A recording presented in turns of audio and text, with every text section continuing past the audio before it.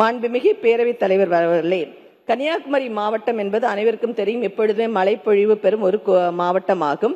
குறிப்பாக தென்மேற்கு மற்றும் வடகிழக்கு பருவமழை காலங்களில் கனமழை பெய்வதால் மாவட்டத்தில் உள்ள பல்வேறு சாலைகள் அடிக்கடி சேதமடைகிறது. எனவே முறையான மழைநீர் வடிகால் வசதிகளை இல்லாததுதான் இதற்கு காரணம். மழைநீர் சாலைகளில் தேங்கி கிடைப்பதால் அனைத்து சாலைகளுமே குண்டும் குழியுமாக காணப்படுகிறது. இங்கே நான் ஒரே ஒரு ரெக்வஸ்ட் வைக்கிறேன், என்னன்னா இந்த சாலைகள் இன்னும் கொடுக்கக்கூடிய அனைத்து சாலைகளுமே குமரி மாவட்டத்தில் உள்ள சாலைகள் வந்துட்டு டிரைனேஜ் ஃபெசிலிட்டிஸோட சாலைகளை மேம்படுத்தினால் இந்த மழை நீர் டிரைனேஜில் வடிஞ்சு எங்களுடைய சாலைகள் நீட்டாக இருக்கும். கவர்மெண்டுடைய ஃபண்டும் இதில் மிச்சப்படுத்தும் என்பதை தெரிவித்துக் கொள்கிறேன். அதே போன்று மாண்புமிகு பேரவைத் தலைவர் அவர்களே, குளச்சல் தொகுதிக்குட்பட்ட குருமனை கிராமத்தில் 7800க்கு மேல் உள்ள மக்கள் வசித்து வருகிறார்கள். ஆனால் இந்த கிராமம் நிர்வாக ரீதியாக பல பகுதிகளாக பிரிந்து காணப்படுகிறது.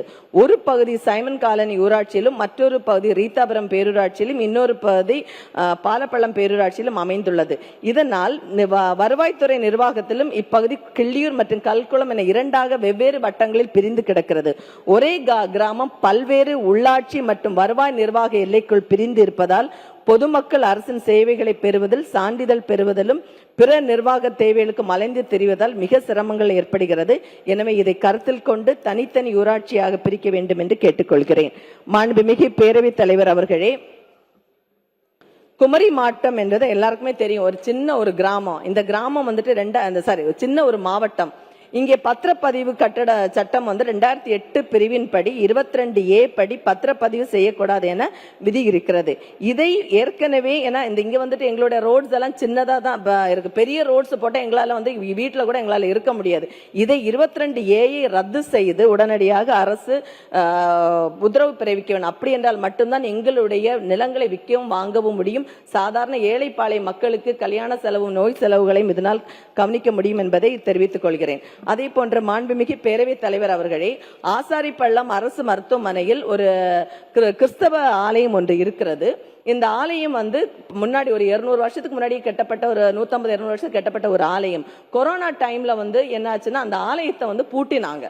பூட்டின இந்த ஆலயம் இன்னும் திறக்கப்படாமல் இருக்கிறது. மாண்புமிகு பேரவை தலைவர் வாயிலாக கேட்டுக்கொள்வது என்னவென்றால், இது மக்களினுடைய உணர்வு, ஏதாவது நோய் வர்ற டைம்ல நம்ம போய் பிரேயர் பண்ணுவதற்கு ஒரு சாந்தம் கொடுக்கக்கூடிய ஒரு சர்ச் ஆகும்.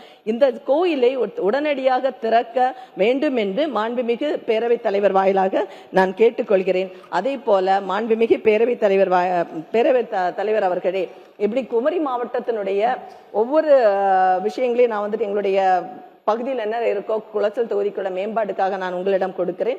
இதை என்னுடைய அவை குறிப்பில் ஏற்று எங்களுக்கு நிவர்த்தி செய்து தரும்படியாக கேட்டுக்கொள்கிறேன். சார் பேசுறாரு.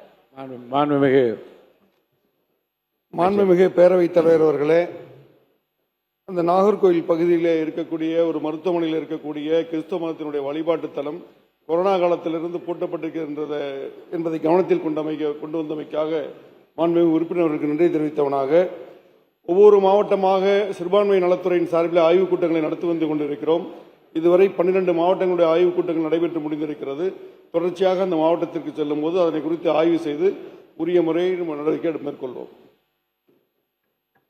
அதே போன்று மாண்புமிகு பேரவைத் தலைவர் அவர்களே, இன்னொரு முக்கியமான விஷயம் என்னன்னா, குமரி மாவட்டத்தில் தற்போது நிறைய மீன்பிடி படகுகள் உள்ளது. இது இந்த ரெஜிஸ்ட்ரேஷன் பண்றதுல கொஞ்சம் ப்ராப்ளம் இருக்கு. ஏன்னா அது எல்லாமே நீளமான போட் அப்படிங்கிறதுக்காக ஒரு டைம் ஃப்ரேம் கொடுத்து, இவங்களுக்கான இன்சூரன்ஸோ எதுவுமே கிடைக்க முடியாமல் இருக்கு. ஒரு டைம் ஃப்ரேமை கொடுத்து இத்தனை நாளுக்குள்ளால நீங்க அதாவது ரெகுலேஷன் படி இத்தனை நாளுக்குள்ள நீங்க ரெஜிஸ்ட்ரேஷன் பண்ணலான்னு ஒரு அனுமதியை கொடுத்தீர்கள் என்றால் மிக சிறப்பாக இருக்கும் என்பதை கூறிக்கொண்டு, எனக்கு பேசுவதற்காக இந்த அவையில் முடிச்சிடறேன்.